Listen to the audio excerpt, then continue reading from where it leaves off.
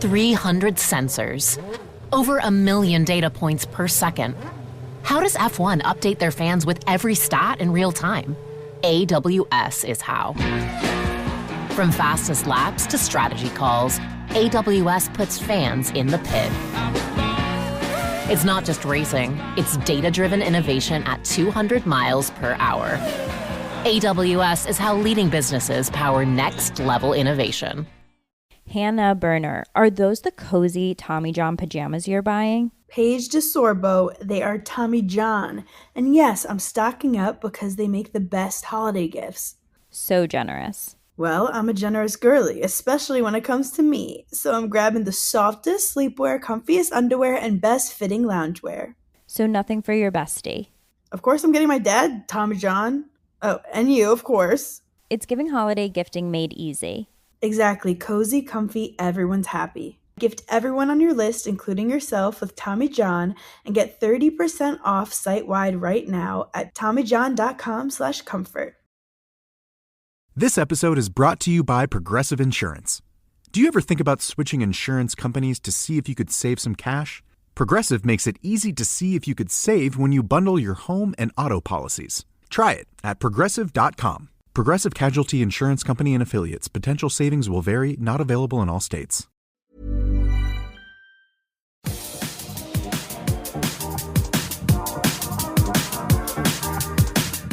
Welcome to episode 92 of Winging It, the Crystal Palace Madhouse. It is mad. I don't even know where to start. I've got Albert and a very poorly Hesketh. And that's just from watching the Burnley game. You look sick behind the eyes, mate. Are you Fuck okay? You. He's been shitting in a bucket in the corner. Well, let's move on. Let's move on. He's fine, really. Just got a bit of a headache. He'll be fine. He'll get on with it. Yeah. We will. Yeah, a lot to talk about. We'll cram it into a short space of time, though. Where should we start? Conference League? Yeah. Did you enjoy it? Enjoy the Conference League Chronicles, Hesketh? I did. I enjoyed the meandering of how to pronounce a Belgian beer at the beginning. That was fun. Imagine I got to listen to that live. Yeah. I mean, I'm jealous, to be honest. A healthy debate about Alan Lee. That was interesting. It was good. I enjoyed it. If you haven't listened to the Conference League Chronicles episode 3, go and do so. I thought it would have been good. Very poetic if that Alan Lee conversation actually turned into a fight and someone ended up with a broken cheekbone. As long as it wasn't you. It's what Alan Lee would have wanted. Yeah, exactly. Did we start? I vaguely remember talking, I don't know if it made the edit or not, about...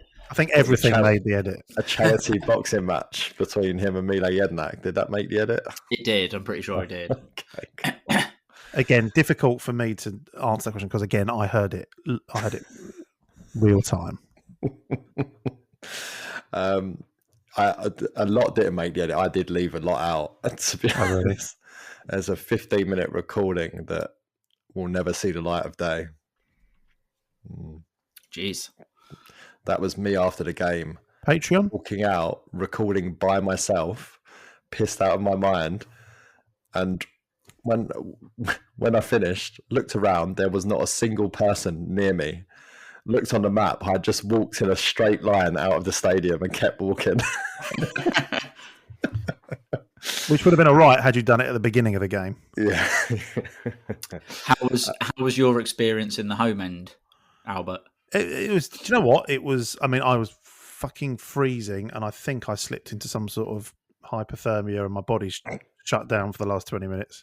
But generally, it was very funny because obviously everyone's, particularly, I'm with my brother, so you're sort of trying, not necessarily that keen to talk to each other, and just one by one, people were just getting ousted is the wrong word, but people were just revealing themselves. Like someone came along. The best bit, there was one guy sat next to us, to our right, and then it was a good obviously we'd sat down like 10 minutes before kickoff.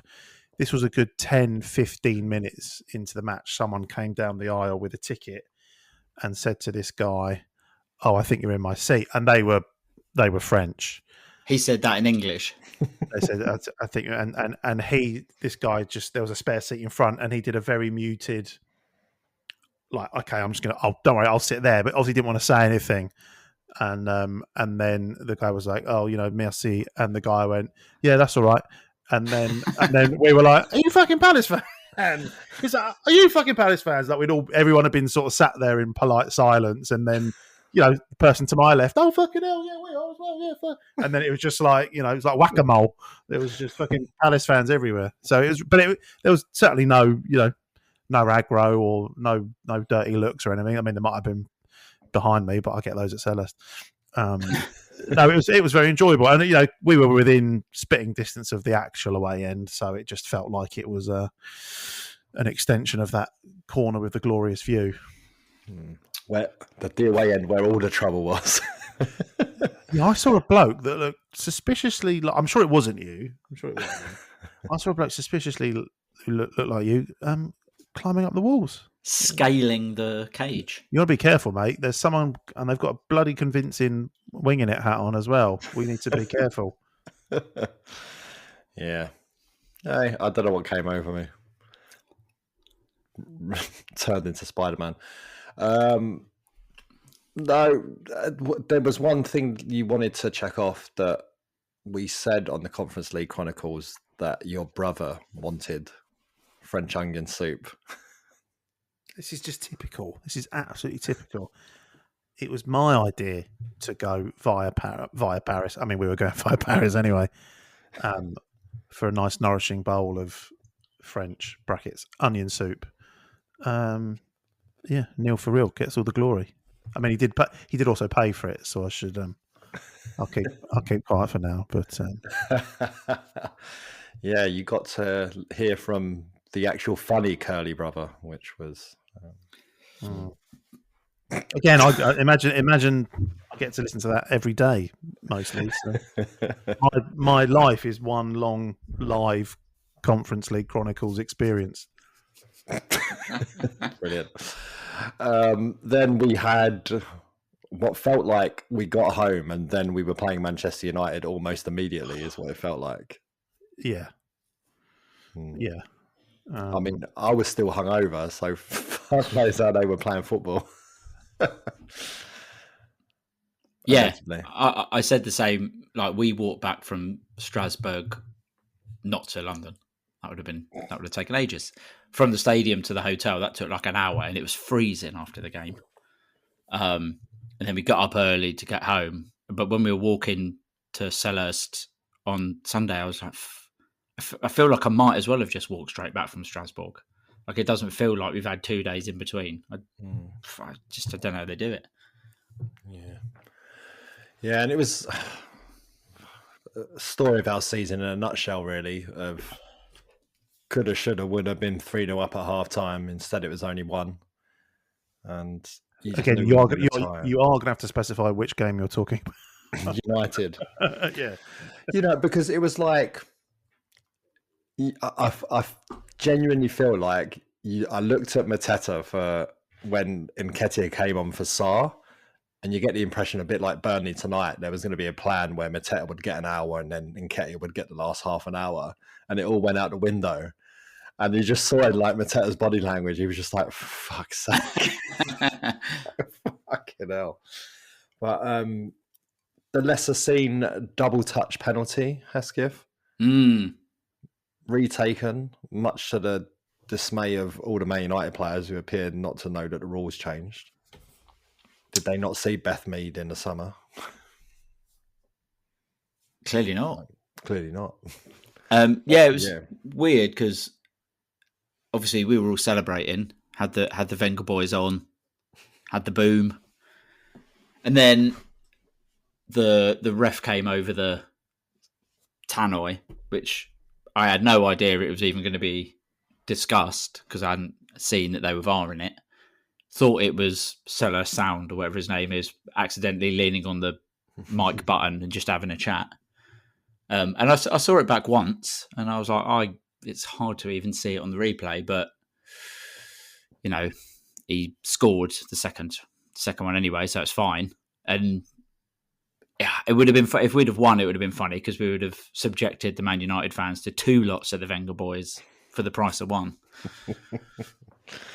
Yeah, but no, it was a bit. I mean, Mateta's missing big chances all over the place. He's through 1-on-1 again in that game. Nketiah got through 1-on-1. Didn't look like he was going to score. Probably should have squared it to Munoz. Mm-hmm. And all the discussions all over, because we was looking knackered in the last 5 minutes of that half, and all the discussions at half time was like, all they've got to do is just like lean on us a bit, press us a bit more, and then we're going to be in a lot of trouble because everyone's fucking shattered. Mm. But the 2 most unlikely goal scorers as well, like Xerxes and Mount, were just that Xerxes was awful. I cannot believe he scored a goal. He was so shit. Fluky goal as well. It's not like he. Yeah, I mean, I literally had. I think me and the immediate people around me, we literally had. Not that it's a competition. All of those bad things that you've mentioned. The misses in the first half, and obviously the United goals in the second half. What all? It's like they were being staged just for my benefit. All those things happened within like my immediate view. So it was hard to not take it personally, but. I mean, United weren't great at all, and that, I think, I'm certainly not going to sit here and slag the players off or slag the manager off. I think we can argue that there's not necessarily that game, but across the clustered fixtures that we've had, there's an argument to say there might have been a slightly better rotation, but obviously Sarr's gone off in the first half, and that's a factor. But what's disappointing is that United really didn't have to work that hard to sort of topple us in the second half, but particularly when we've definitely spurned by far and away our best chances in the game, and I think that's that's what was really deflating about it. It's not that we didn't play badly. It's just they just looked like there was the vast majority of the team just fucking running on empty, and coming away from Sunday, I'd even forgotten there was a game fucking tonight. And you're like, oh no, they must be absolutely fucked. And I think tonight there was signs of it, more evidence of it as well. Yeah, but it's obviously ended with Glasner at the end of the game going off on his usual rant. I wasn't backed in the window, blah blah blah. And again, I think we've had this whole conversation at some point last season where it's. Yes, the squad could be bigger. Unfortunately, Uche hasn't worked out like we hoped it would, and whatever. Mm-hmm. And SA is obviously what SA is, but at the same time, you can't keep chucking the same 15 players out there. You know what I mean? He's got to find some trust somewhere, or even if it's go and find a kid from the academy or something, you could just do something. But 2 keepers on the bench tonight instead of even exploring that avenue. It's yeah. Like, would it, this is going to sound stupid in hindsight, because obviously he scored the winner, and I'm not necessarily being specific to tonight's game, but would it hurt if Nathaniel Klein started again?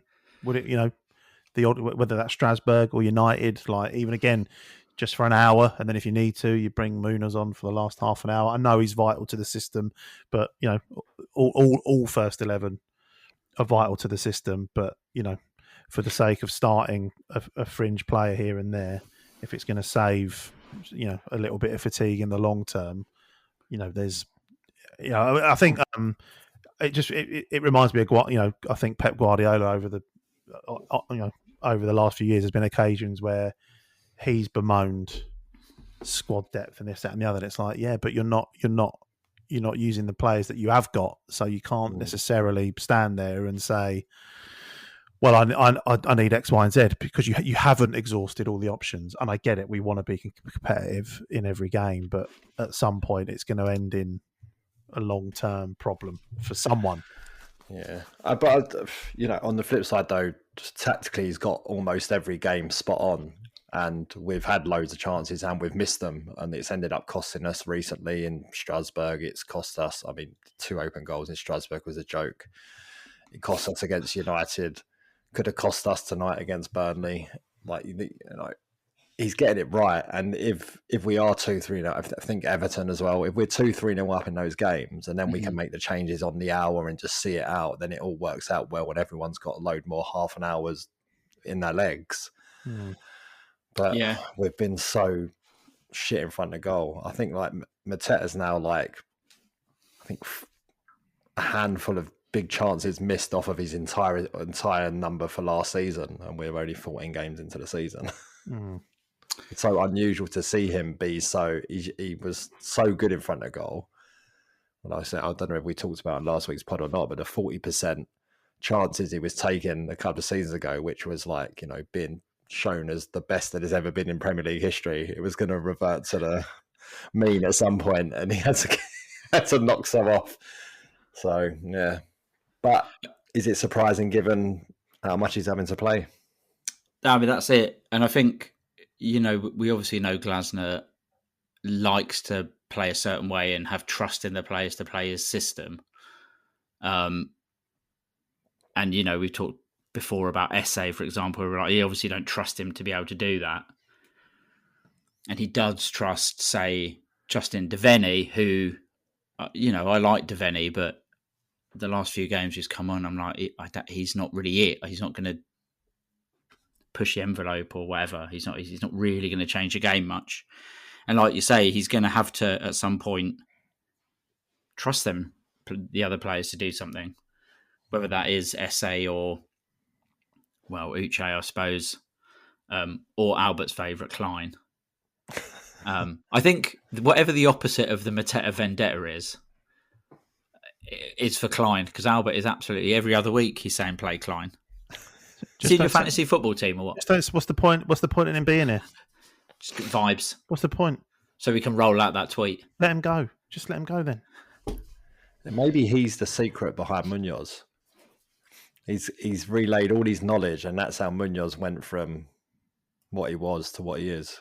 Yeah, it's the pressure of knowing that Nathaniel the God Klein is on the bench. Munoz has got to push himself. Yeah, look, and I've always said it. If you have soup every day, it's nice, but as soon as you have a bit of beef, you want a bit more beef, don't you? You want more beef. Want more beef. French onion soup, actually. French onion beef. If you're offering. It was a very beefy French onion soup, actually. The stock in there was. Yeah, I know Mike. He took the cheese off on vegan reasons, but I didn't really want to be that guy. I was like, I'm pretty sure there's other stock is. Yeah, there's extract of animal in the soup itself. I can't believe I missed out on French onion soup. Well, this is what you get when you fuck off early. It is. Buff. I was up early to go home. Oh. Didn't get any baguette either. I got sent. Honestly, we got to France. I already had 3 pictures from people of them with a baguette. Yeah. I didn't even have one myself. Mate, it was only half a journey. There was a Pret at St Pancras. There was a Pret at the other end. I walked past at least 3 Pauls. What are you on about? I'll tell you what. I'm not engaging. The roll that came with the French onion soup was almost the soup as well. I think that was a demi baguette. Zut alors. You've got a baguette vendetta. Very good. Excellent work. Thanks. Anyway, I took my son to his second game for United. Experienced defeat for the first time, and spent a long time after they went 2-1 up saying "stupid Manchester United," and was genuinely upset at the end. But he got over it. The victory helps him get over it. Did he win the raffle? He did. He had a roll from the victory. What did he have? Which one did he have? Sausage. Yeah, come on. That's all he wanted. I had one with a big wedge of cheese in it. Oh. Wasn't any cheese and onion left. But as much as he was upset, he got over it by an evening. And then the next night we went to the Junior Eagles Christmas party, which I'd never been to before. I never went as a kid because I lived in East London. They was always on weeknights. It just logistically never worked out. So I never went. So it was my first ever one. How was it? At the start, typical Palace can't organise a piss up in a fucking brewery, leaving it's a hundreds kids' party. of kids. No one needs to get pissed. Leaving hundreds of kids outside in the pissing down of rain because they're letting everyone through the main entrance instead of like opening up a turnstile or something and to get people in quicker. It was just ridiculous. And it was only when the queue was about 3/4 done that they unlocked the second reception door, the glass door. It was like closed. So everyone just being funneled in like, it was, ridiculous. But once in, it was brilliant. Like we went straight up into the changing room where Santa was, and the kids got like a goodie bag with toys. So Fully dressed, I hope. He was fully dressed, yes. Different kind of sack, otherwise. Sorry, we're a bit early. Go out and come in again. Yeah. Oh, yeah. I mean, Hesketh made the sack joke, so I won't do it. And then, so got like a really lovely gift bag. It had like a Crystal Palace elf toy in it and stuff. Then you come out, you go down a tunnel, walk up the side of the pitch, get to sit in a dugout, go out back, and then you loop round to see the players. And it was, I mean, JD Convo was there. He was very sweet, nice boy. Spoke really well. I knew he was young, but I didn't realise he'd be attending the Junior Eagles party. Then there was another youngster in Rio Cardines was also there. He could play right back as well. Mm-hmm. So declined. There were 2 women players. One who I didn't want to ask her name because I thought it'd be rude. And I feel like the other one was the girl who left after years, but then came back almost immediately. Annabelle Blanchard? No, not Blanchard. She didn't go. I feel bad. I should have known. And then Adam Wharton, which was like as soon as we walked in, Ellis was just like, "It's Adam Wharton," and Emmy's like, "Oh my god, it's Adam Wharton," and like he's like looking down the table like laughing. And then when we got to Adam Wharton, they were in dead silence, couldn't say a word, just staring at him like. It was nice. Ellis got his Adam Wharton Topps card signed, which is actually a double card. Kamada's on it as well, so we need to get Daichi's now. But yeah, he was very excited. And Adam was like, did he play effectively 70 minutes against United, almost a full game against Strasbourg, and then he's at the Junior Eagles party on the Monday, and then he's put in 70 odd minutes tonight as well. Nice. And he had a massive smile on his face, chatted to everyone, gave everyone loads of time. Like a very impressive kid. Did you ask him about 100th episode?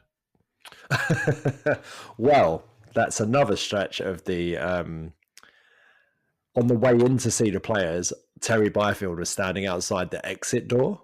So I was like, sweet, I'm going to walk straight past him on the way out. Came out, he was gone. And remember. He saw my cat, took one look at my cap and was just like, I'm gone. Can I just say, you reminded me something about the United game. The little old Palace elves that you were talking about on Sunday, during half time and maybe before the game, there was people walking along with like a tray of them, almost like the ice cream person at the theatre, walking along the front of the family stand, because obviously that's where all the kids sit. And I cannot tell you how many people I saw sprint down the stairs, go to take one, because they thought it was free, and you'd see the woman say, "No, you got a few cents. £12, please. You got to pay for these." And everyone was like, and just put it back. Went back to the seat. Happened about 13 times. Oh, yes. £12 in the club shop, I believe they are. When you're in there to get those, that whatever that new Macron range is that came out with like an £85 jacket and £65 trousers, you can get those. Sorry, I'm all out. I can't buy an elf. I spent all my money on this natty tracksuit. And your centenary timepiece. And my Let's not forget. Yeah. The centenary timepiece will clash with that jacket. Let's be honest. Another big thing on Sunday. Someone got the bullseye in the Eagle Eye Challenge. You probably don't get to appreciate that from your cheap seats. Nailed it. First shot as well, wasn't it, for him? Yeah. Yeah, 100%. And then the little lad, because I don't know if you remember, I don't know if you noticed, they totally cheated the United kid out of it. They like essentially booted his ball away as it was on the way to the target. Then the Palace lad went and was like currently winning, and they were like, and to be fair, what's a 10-year-old going to do with a flight to Turkey? And then this other lad stood up and nailed the bullseye, and you saw the kid and the dad look a bit despondent. Cut to me and the tasty jerk, little lad in front. So the little lad who got the 35 points. So didn't get a flight to Turkey, but he did get a chicken meal. Did get a tasty jerk. Yeah. I don't know whether it was true or not, whether it was just a joke, but he did say on the mic, if he wins the flight to Turkey, he's going to sort out his hairline. Yeah, very good. He's slowly. I'm warming up to him. The Grierson replacement. He's slowly starting to find his feet, I think. He gave it I mean, it was a bit unnecessary, but I can't think what he said, but he really gave it to the United fans over the eagle-eye challenge after kicking the lad's ball away, which I thought was a risky hill to die on. Yeah, they started booing like the Palace kid, you know. It was like, boo him all you like, his kid. No, very good. Still not sure about that as a halftime challenge, to be fair. Not sure. It's better than the stupid penalty shootout. Yeah. Is it? Brought up some great moments, that penalty shootout, to be fair. The kid flipping off the Brighton fans. He was at the Junior Eagles party, Christmas party. Yep, he drew one of the raffle numbers. Nice. Because the guy was like, you may remember him from Brighton at home last season during a certain penalty shootout. And then also, what else? Who else? Oh, so Pete and Alice the Eagle were naturally there. Some of the Crystals as well, who, when the Macarena came on, Ellis just went and stood in front of him and started copying the dance. Strong, yeah. Well, trying to, anyway. Were you at the back? I was... I don't know what I was doing. I've only done the Macarena once in my adult life, and that was with your mate Paul in the Porter and Salter after the FA Cup semi-final. To be fair, if you can't do it after winning an FA Cup semi-final, when can you do it? When can you do the Macarena?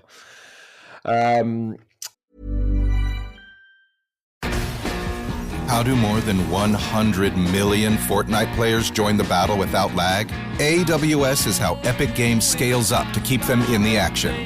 AWS powers next-level innovation for millions of businesses. This episode is brought to you by Progressive Insurance. Do you ever think about switching insurance companies to see if you could save some cash? Progressive makes it easy to see if you could save when you bundle your home and auto policies. Try it at Progressive.com. Progressive Casualty Insurance Company and Affiliates. Potential savings will vary. Not available in all states. Then what have we had since then? Oh, we've had the CAS review come out, or the appeal, whatever. I mean, reading through it, kind of like we never had a single chance of winning that at all. Like, it was a big waste of time and expense, really, I think, given the way they were just very, very black and white about everything. There was no sort of... And you just see loads of irony in the sense that they've said that the March the 1st deadline was in place for legitimate reasons and strict application was justified. Yet now they're going to relax that deadline because they've realised it was a complete shit show. So to actually just be adamant about it, and, you know, all three voting against us in that term was like, it's a bit nuts. The Jake O'Brien loan did fuck us. That was specifically mentioned. Well, yeah, because you can't say, you know, Texter going, we've never fucking traded a fucking player, and fucking Paris saying it. It's like, well, what about that one? Like, we said it on the pod. Like, yeah, he went on loan to Molenbeek, and then we sold him to Lyon. Nothing to see here. However, where is he now? where it looked like the only real place that Cass got split and we lost the vote 2-1 instead of 3-0 was on the on merit, who won what on merit, because our argument was Lyon didn't win the Europa League on merit, they won the Conference League on merit, but then PSG, because they won the cup, it knocks down a place, which obviously swayed one of the guys enough to say, yeah, no, you're probably right there. And also winning the FA Cup over finishing 6th in the league. I'm sorry. Only the oldest trophy in world football. Yeah. But let's not worry about that. Yeah. But it's not even that. Winning the Coupe de France should be considered as a better achievement than finishing 6th in the Premier League. Yeah, because you actually won something. Yeah. Like coming 6th is good, but you didn't win 6th place. Yeah, bullshit. It very much, Palace went in there with an argument as well that we're a small club, and Cass definitively said we're not a small club, so we're fucking massive officially. Well, that was Cass one of our certified. Arguments. We're shit. Let us in. Come on, mate. That's basically saying, come on, mate. Come on, mate. Do me a solid. Well, the whole idea behind that was that, you know, they've shown other teams a willingness to make it work in the past, like in the history of all UEFA tournaments, and then, you know, Palace, little old Palace. But again, but very black and white. Their argument back was, you know, you're 26 in revenue for the last X amount of years in world football. You're not a small club, which kind of, again, is like, well, that's not really true though, is it? Revenue doesn't make you the top club, because we've spent almost all of that on wages anyway. So it's not like, And it also says here, Mr. Parrish, I've also got it here that it says your fans often chant are by far the greatest team the world has ever seen. So, which is it? Which is it? Are you calling your fan base liars? Yeah. Well, luckily, who's laughing now? Because that Conference League is going swimmingly. And then we ended with all of this. Journalist Bobby Mancy has written a couple of articles that have seemed to be, some people call them anti-Palace. He's calling them just, you know, I'm just challenging the club around things that, you know, I want questions and whatever I've got questions about. But Steve Parish did respond to one of his articles accusing him of kickbait. Little quick response. It was a very long response, and it was also at like 2:00 in the morning, which typical Steve Parish. Maybe he's abroad. No, because he's at Burnley tonight. I don't think Lancashire's abroad. Well, I mean, might as well be. Just private jets, I suppose. Yeah. But so the headline was Cass examines Steve Parish's contract as part of the decision to uphold UEFA's ruling demoting Palace from Europa League.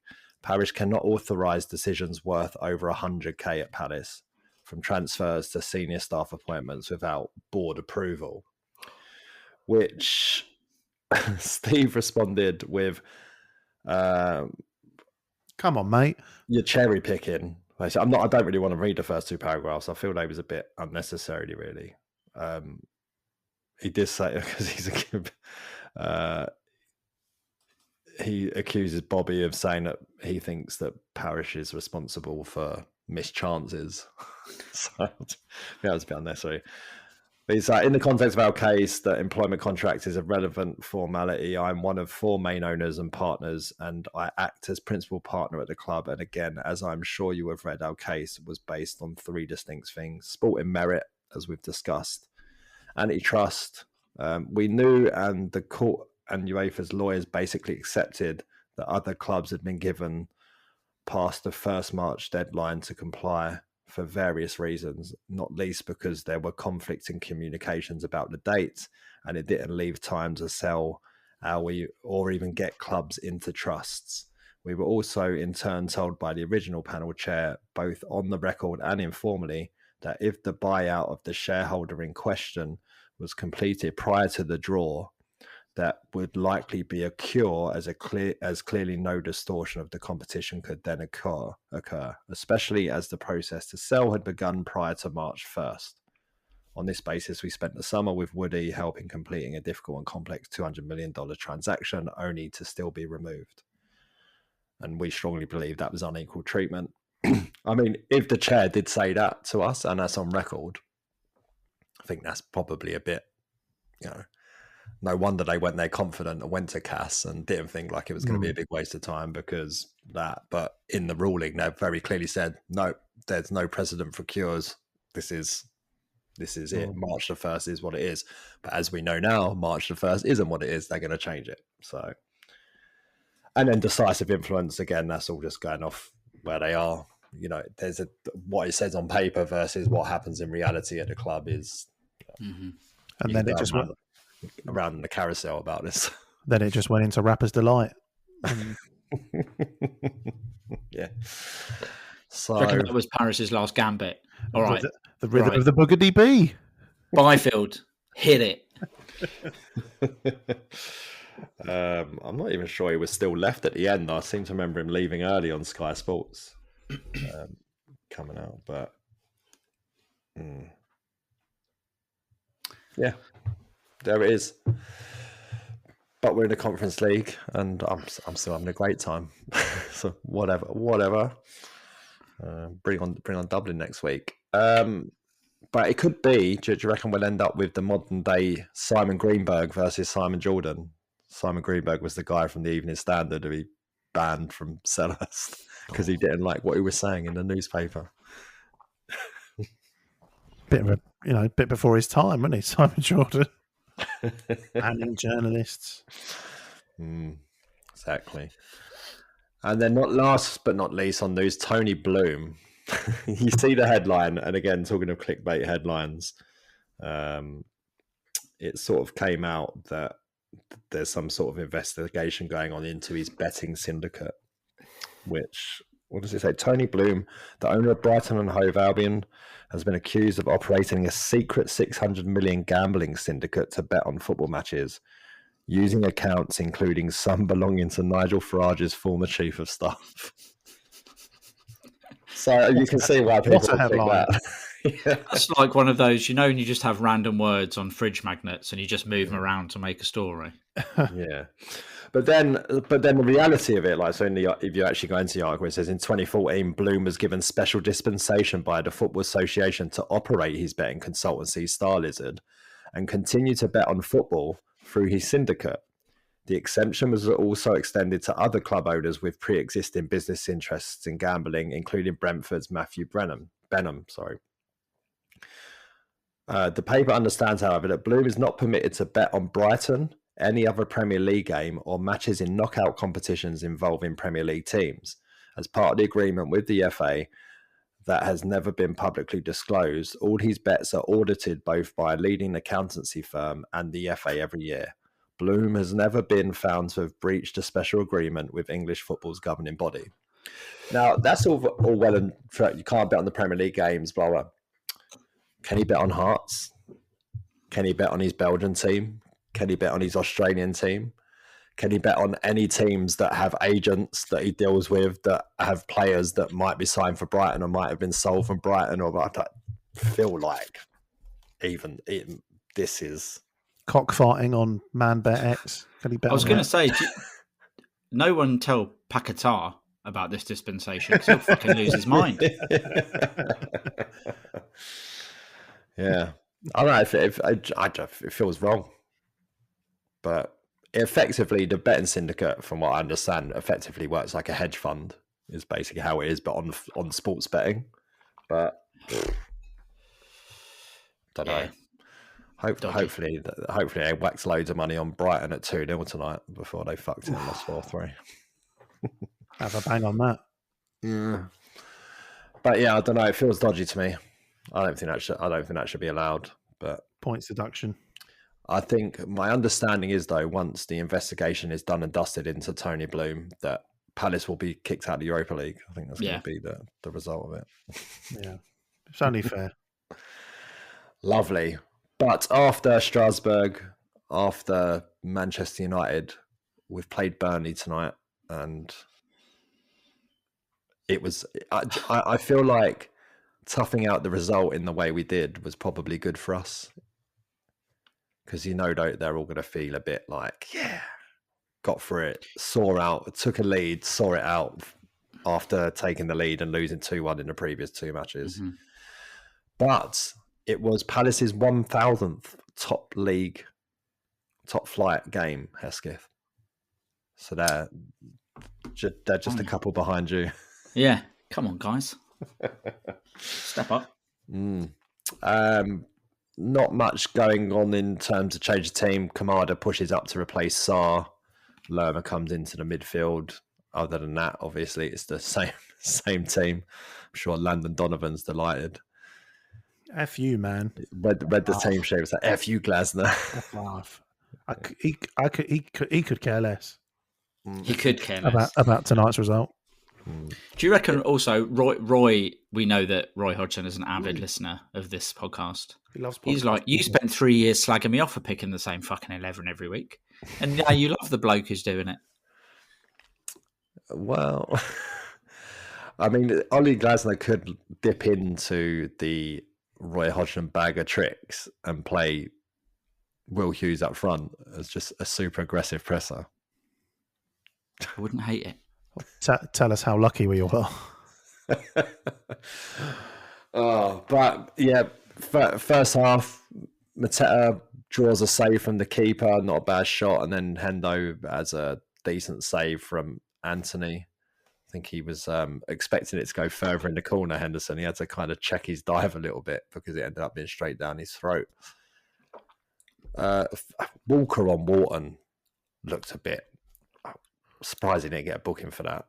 Yeah, and it also seemed completely unnecessary. Yeah. You know. I think that's part of he's still pretty quick, but you can tell he's faster in his head these days. Like he's a yard off of the pace he thinks he's got, and he's still defending like he's got that pace, which is kind of exposing him a bit, where he's got a sufficient amount of pace if he just, didn't have to rely on it so much in his life. He just shows he's not a great defender, basically. Yeah, I was going to say, I'm surprised he didn't get booked at all, because he had another one on Pino in the second half, where Pino was really trying to show the referee that he's ripped a hole in his sock or whatever. Yeah. But I think, to be fair, the ref, I don't think he booked anyone, did he? And there was a point at the end where Justin Delaney basically fell on top of someone after he got round him. So, yeah, I thought that was accidental. No, he tried to spear him. It was Hannibal, wasn't it? He just basically tried to spear him. I think he just wanted Burnley to get on, let him get on with it, because they're trying to push whatever I don't like, So I think it's probably good refereeing. And then I thought before we did score, I thought we were really unlucky. That little, I think Wharton dinked it in and Kamada knocked it down to Mateta maybe, who then squared it out to Pino, who then tries to square it again. I should have shot. Do you think Albert lack of confidence in front of goal, a few misses of late, and didn't want to take on the responsibility of the shot and passed it instead? Yeah, absolutely. It's Pino certainly not as much as Mateta. I'm not singling Mateta up. Pino's missed some chances as well, particularly Strasbourg game. So yeah, he obviously scores that wonder goal. What's that? Seems like a long time ago now. 2 weeks ago, was that? It was, yeah. And you hope that's sort of he's going to kick on from here. And so he's played well, and everything he does off the ball, everything he does on the ball is great. But yeah, we need some shots, preferably ones that go in the goal. Yeah, exactly. Go in the goal. But then we, back to the old faithful, the Mark Gay cross to the back stick. It's just, honestly, he's like Beckham in his prime when he gets into that channel and puts the ball to the back stick. It's like almost faultless all the time. And good finish as well, Hesketh, because defender gave him a big old shove as he jumped to head it, but still managed to direct it in the far corner. Yeah, I said the same when during the game when he did it. I was like, if you put Mark Gay in exactly that spot, you know what's coming next. And even when he crossed it, I said goal before it went in, which is, even for me saying that, that's how confident I was. Oh, you are real. I know. But no, really good header from Munoz. Obviously, a great run. We're used to seeing him make that run and him getting on the end of it. Perfect header. Obviously, clattered the post at the end and hurt his arm, which he sort of realised after celebrating, doing his prayer, and then was like, "Oh, my hand hurts a little bit." But yeah, it was a really good goal, and obviously a really good time to score. Because I think it was a pretty turgid half, but I think we'd looked a bit better than them. There wasn't huge amounts in it, but we'd had the better. Oh, I don't even know if we had the better clear-cut chances, but it felt like 1-0. Okay, we'll take that, and hopefully then not do what we've done in the last couple of games and louse it up and give it away.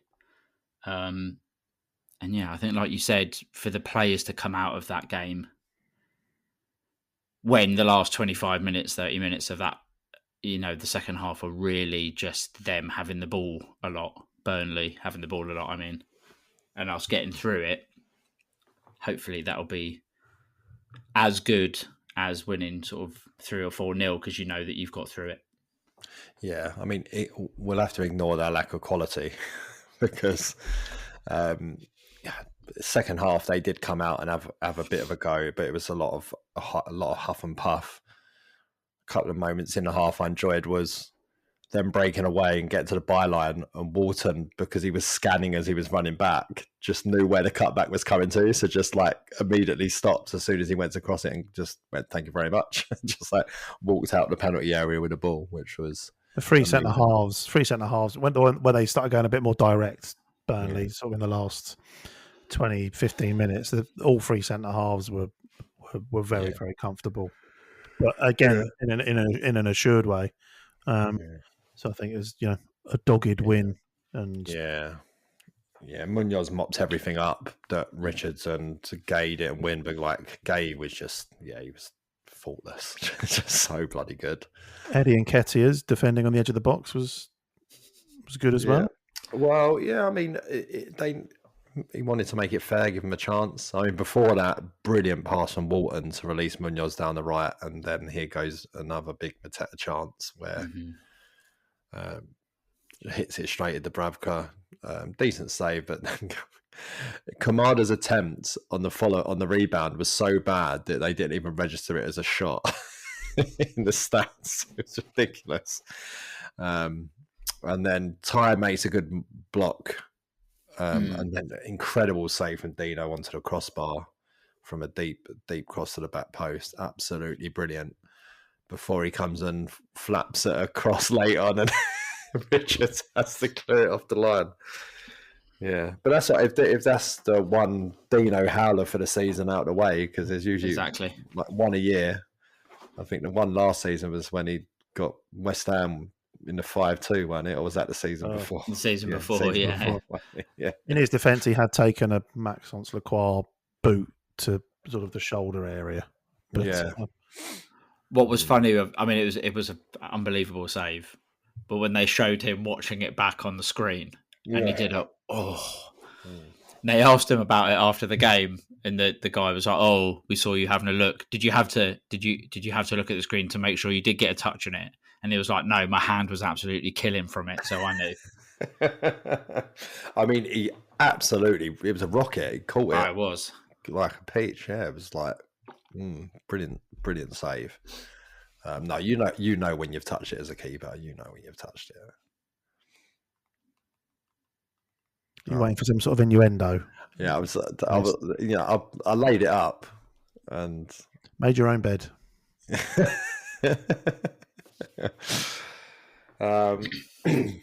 So hold on, 1-0 win. So you watched the post-match interviews. Was there anything interesting? I just saw Henderson, and then I got the bat signal from you to start recording. I didn't know that Munoz appeared to throw his shirt into the Burnley end. Oh, was that the Burnley end? Yeah, it definitely was on the Palace end. Oh, that's weird. So unless it was like because they all look like maybe there was a sports team or something. So maybe, I don't know, travelling Colombian team or something, and threw his shirt into them. Either that or the glare coming off of his teeth Where am I? We still haven't established if this teeth or gum shield. Hesketh? Gum shield. Get out. Yeah. I think it's a gum shield. No, You reckon it's big horse teeth, do you? He's come back from that international break. No, not having it. With some...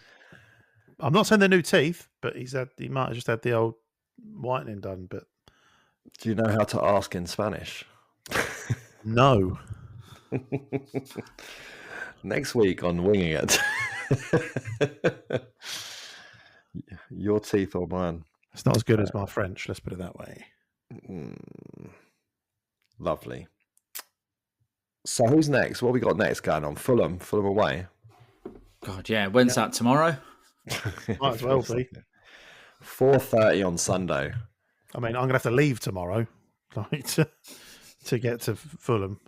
Yeah, I think Putney's closed, I think. Of course it is. That's good to know. I did not know that. Great. I'll figure it out. Yeah. Shit show.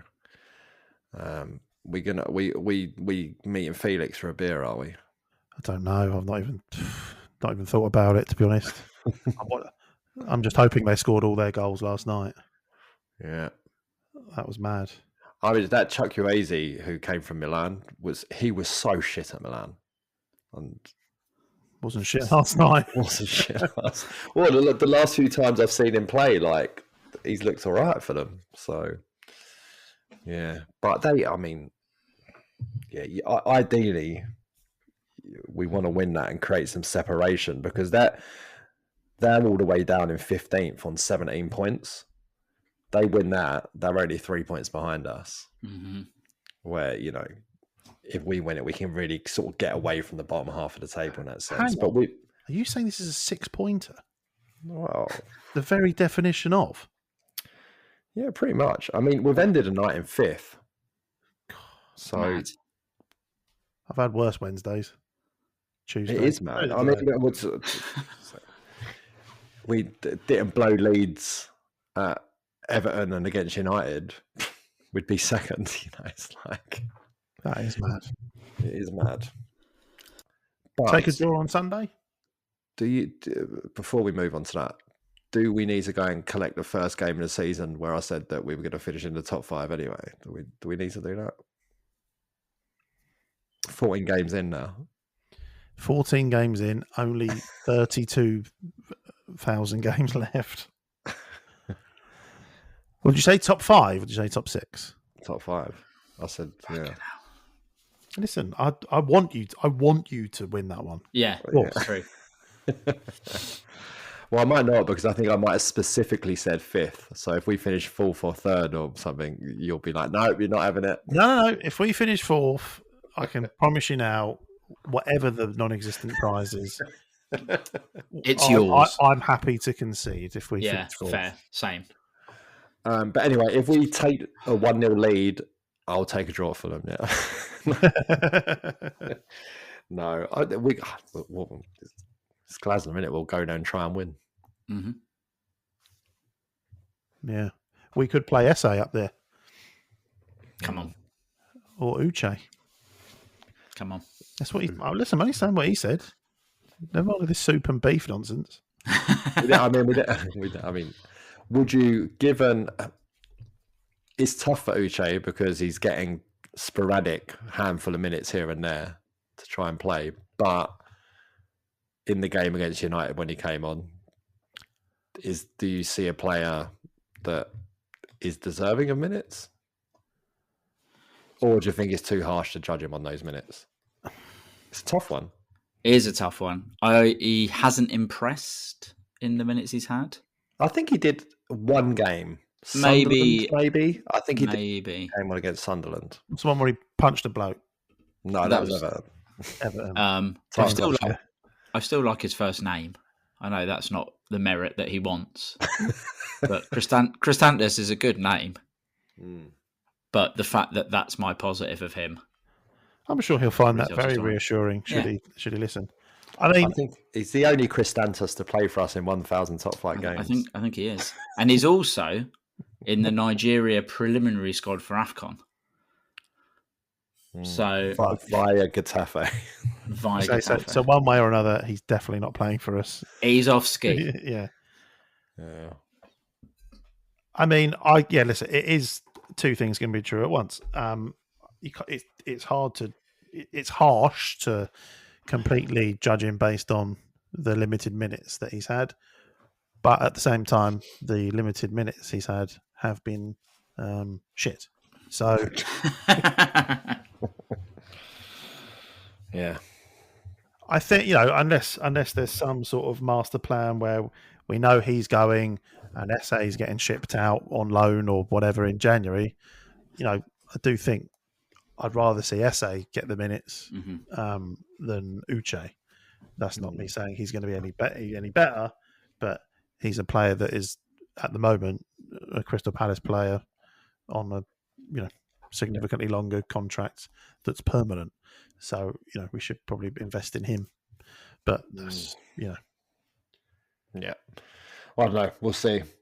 All January rumours will start coming out soon. Sasha Bowie's one of them, who is a right back at Bayern Munich. Was at Galatasaray with Wilf when Wilf was there. So I saw a bit of him there. Yeah, maybe. And he's French, so I'm in. And I think that's it. I will say thank you to everyone who's been sharing their Spotify rap, showing that we're their number one listen podcast. That's nice. Wow, that is nice. Yeah, I actually got a message saying that during this recording from friend of the pod, James Creedy. So thanks, everyone.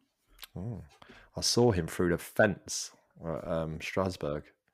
He's outside the hotel. He's about 8 foot tall, so it's quite hard to miss him. What are people's? Can you name any people's second podcasts? People who listen to us, what's their second one? So one I got sent today was, I think it was a Formula 1 one, and what's the one with the guy from Pointless? The Rest is Entertainment. Yeah. So that was number 2 behind Winging It. Interesting. Yes. And then someone did, friend of the pod, Sheriff, did send me his, but we were 4th behind Political Currency. Don't know what that is. Miss Me. Don't know what that is. And FYP. Football Between the Lines, which is HLTCO's podcast with Flav, who's a Spurs fan. But he was like, honestly, it's because they release more podcasts than you. He was like, and they was like, yeah, they do 2 a week, and we're lucky to get 1 a week out of you. Hey. I said that to him. It's not my fault these 2 boys on holiday. Chris Windsor also sent, friend of the pod. He's number 1. And the other one, I saw some other one on Twitter, I think, that was from Portslade Palace, Debbie. There you go. So, yeah. Oh, that's nice. Take it. Thank you. And then a shout out to Harvey, who came over to me at the Junior Eagles Christmas party. Listened to the pod. Said very kind stuff. Adult or a child, just checking. Adult, yes. I would hope. I always tick not suitable for kids on everything. So, right, but brilliant. Anyway, good to chat. See you at Fulham. Yep. And the march to Champions League football will continue. Oh my God, I'm going to bed. Right, brilliant. Thanks for listening, and until next time, up the Palace.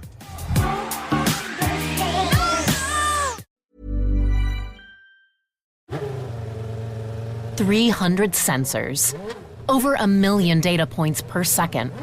How does F1 update their fans with every stat in real time? AWS is how. From fastest laps to strategy calls, AWS puts fans in the pit. It's not just racing, it's data-driven innovation at 200 miles per hour. AWS is how leading businesses power next-level innovation. You know you've reached peak couple energy when your undies match. MeUndies Match Me has you both covered, literally, in super soft ultra-modal undies, socks, PJs, and loungewear. Festive prints? Check. Cozy vibes? Double check. And right now, it's deal season. Get up to 50% off site-wide for Black Friday and Cyber Monday. Take your couple game to the next level with MeUndies Match Me. To get deals up to 50% off, go to MeUndies.com/ACAST. Enter promo code ACAST. That's MeUndies.com/ACAST. Code ACAST. This episode is brought to you by Progressive Insurance. Do you ever think about switching insurance companies to see if you could save some cash? Progressive makes it easy to see if you could save when you bundle your home and auto policies. Try it at Progressive.com. Progressive Casualty Insurance Company and Affiliates. Potential savings will vary, not available in all states.